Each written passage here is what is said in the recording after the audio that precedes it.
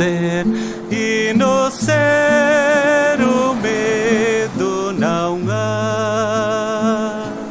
No amor nasce a luz e na luz todo ser vence o medo de ser no amor.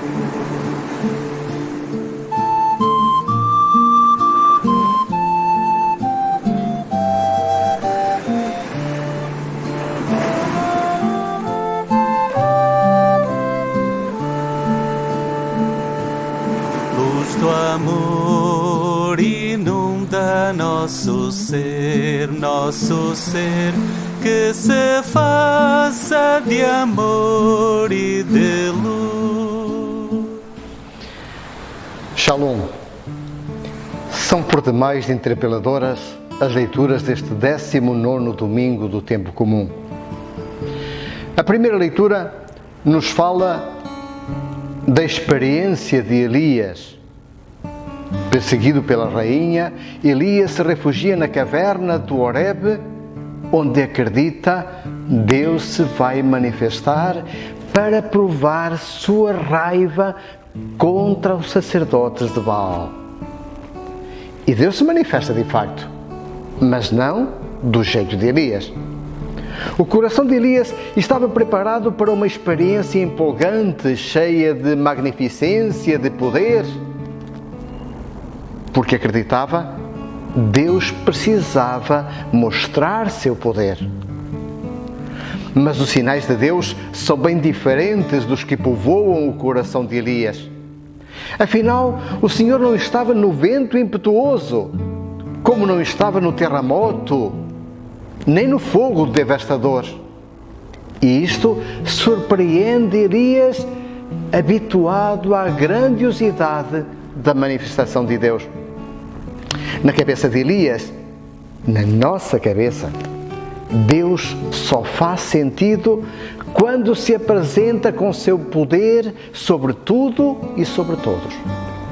Para Elias, é o poder de Deus que lhe dá legitimidade a ele, profeta, para lutar contra todos e até matar aqueles que se opõem à vontade de Deus. Daí que a confusão de Elias seja enorme. Eis que vem uma ligeira brisa, no original hebraico, uma voz de silêncio ligeiro, que derruba as certezas do profeta. Elias cobre o rosto. Deus se revela de um modo totalmente novo. E aí Elias entende. A imagem que ele tinha de Deus era demasiado pagã ou simplesmente humana. Forte, tremendo, sempre pronto a mostrar a sua força e o seu poder contra seus inimigos. Fora em nome desta imagem de Deus que ele degolou os profetas de Baal. Em meio ao silêncio ligeiro, Elias conclui: afinal, não foi Deus quem o impeliu a matar, mas antes o seu fanatismo, a sua intolerância, o seu fundamentalismo, talvez até o seu desejo de poder. Tantas vezes como Elias, somos intolerantes com aqueles que pensam diferente, querendo-nos donos da verdade, até de Deus. Talvez precisemos sentir a voz do silêncio ligeiro, onde Deus vem ao nosso encontro para se revelar no seu amor e arrancar do nosso coração os falsos conceitos de Deus,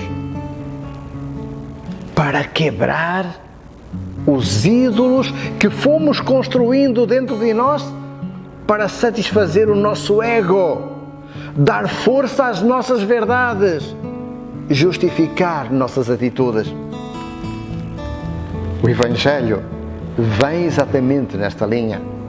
Os discípulos são convidados a entrar na barca e a partirem para a outra margem. Também a eles foi dado a experienciar a revelação do Senhor. E são muitas as perguntas que este episódio nos traz. Por quê e para onde Jesus manda os discípulos viajar? Por que não vai com eles? Por que demoram tanto tempo a atravessar o lago e ele, Jesus, entretanto, prefere subir ao monte para rezar até de madrugada? O que significa o pedido de Pedro para caminhar sobre as águas ao encontro de Jesus e o medo de se afogar quando, como pescador experimentado, deveria ser bom nadador? Sem dúvida, um bom punhado de questões para uma catequese a partir das imagens bíblicas. Vejamos. O evangelista se refere à noite, diz ele, durante a noite. A noite traz o medo, a escuridão, a incerteza, a dúvida. Foi assim na morte de Jesus. Será na noite das perseguições e dificuldades que as dúvidas e as incertezas se vão instalar. Depois, o evangelista nos fala dos ventos contrários, uma referência sem dúvida aos obstáculos, às dificuldades que impedem o caminhar, que impedem a barca de Pedro de se ingrar. A fé não nos priva das limitações, nem afasta as dificuldades. A fé é a força para podermos avançar, apesar das dificuldades.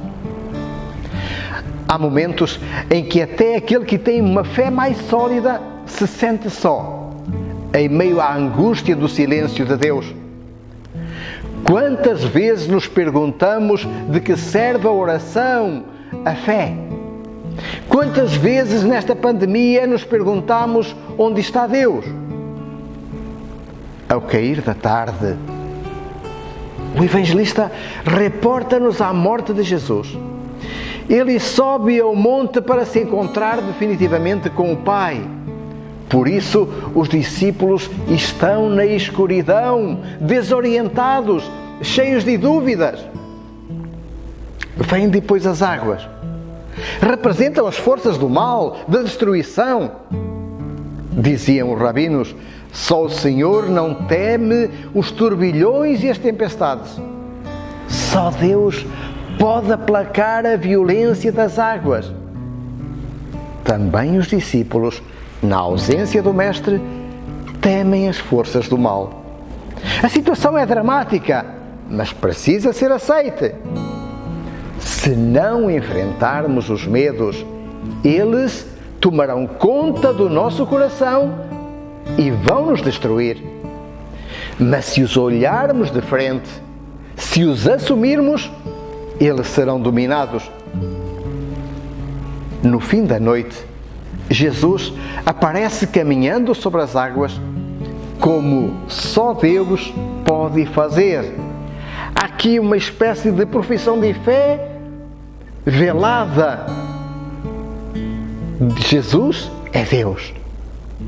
Os discípulos não o reconhecem. Pensam até ser um fantasma. Por que aqui não o reconhecem? Mateus lembra as dificuldades das primeiras comunidades, atormentadas por muitas perseguições, angustiadas pela dúvida, desorientadas porque o Senhor não está mais ali para lhes dar alento. O evangelista quer dar ânimo às comunidades. Olha, o Senhor está sempre ao lado dos discípulos, até ao fim do mundo. Foi Ele quem prometeu isso. Mas somente a fé pode fazer-nos perceber a sua presença. Finalmente, o episódio de Pedro caminhando sobre as águas é também simbólico. O discípulo precisa seguir o Mestre em meio às turbulências do mundo, enfrentando as dificuldades. Como Jesus, também o discípulo precisa entregar a sua vida. É verdade que isso assusta, parece engolir-nos, afundar-nos, dá medo até de perdermos a vida. É a nossa condição de discípulos ali retratada. Vem e segue-me. Não tenhas medo. Não temas o mundo. Confia em mim, na minha palavra. E as águas da morte nada poderão contra ti. Interessante. Enquanto Pedro tem os olhos fixos no Mestre, pode até caminhar sobre as águas como ele. Pode enfrentar todas as tormentas. Mas quando desvia o olhar, quando olha para si mesmo, a insegurança se apodera dele e ele se sente engolido pelas ondas. Em meio às ondas, Pedro percebe suas inseguranças, suas limitações, até os seus pecados.